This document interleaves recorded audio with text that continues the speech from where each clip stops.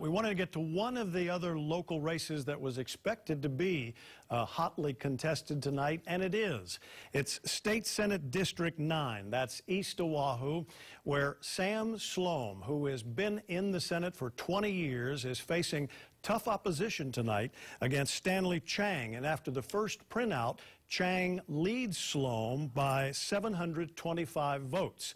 We have standing by Senator Sloan with our Pamela Young. Pam? Here we go. Thank you, Joe. Well, nationally, it's been a very lucky night for Republicans, and Sam Sloan is having some of that luck is going to be shining on him. He's trailing by 5% behind Democrat Stanley Chang right now. But you're expecting a long evening? Oh, we are. We're expecting a long evening, and we know that there's a lot more votes to come in. But no matter what happens, I'm happy that, and I'm blessed with the support that I've gotten, which is across the board, Republican, Democrat, Independent, and all the wonderful volunteers I've had and friends and family that are here. So couldn't be in a better position. Now, you were saying earlier that this campaign has been different in all your years in politics. How so? Well, in a number of ways. You know, Pamela, I'm an issues-oriented kind of guy. I like to talk issues. And we didn't have very many candidate forums this year. I go to 5 neighborhood boards a month, and of the 5, only one of them had a candidate forum. The same is true of community associations and other media. In the past, it seems that more people were interested. Now we've gotten into the situation, both nationally and locally, that it's he said, she said kind of thing, and we talk about things that are extraneous.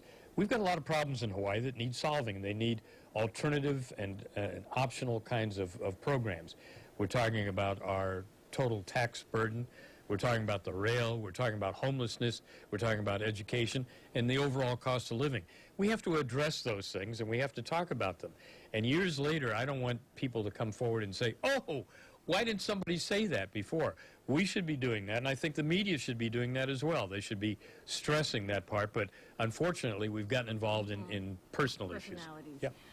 This election, the Republican Party locally has also been hit by a lot of internal strife. Do you think that's been a special challenge for your district race? Well, I don't think so, because anybody that knows me knows that I've been very independent. I've had very little support from the Republican Party over the years.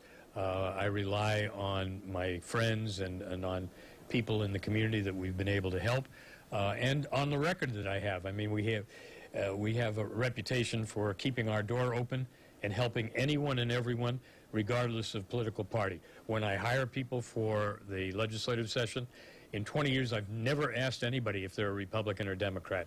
I hire them on the basis of their ability. So that's what we're doing. And I'll stress that. I don't have any regrets of how we've run the campaign. How important was it for you to let the voters know that your health was not an issue? Well, I think it's unfortunate that my opponent and a number of other people tried to make it an issue.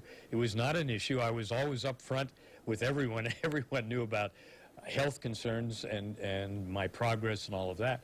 And as I said early on, had I not gotten a clean bill of health from my doctors, I wouldn't have made the run. But they knew exactly what was happening, and I think that everyone not only in my district here, but statewide, look, they either have health issues themselves or they've got somebody in the family, so they know about that, and they know just how costly it is and what the rehabilitation is and everything else. But I think everyone that knows me knows about my passion, my exuberance, and my enthusiasm for doing what I'm trying to do. Prediction for the second printout? Second printout, Sloan jumps ahead. We'll have to see. Back to you, Joe.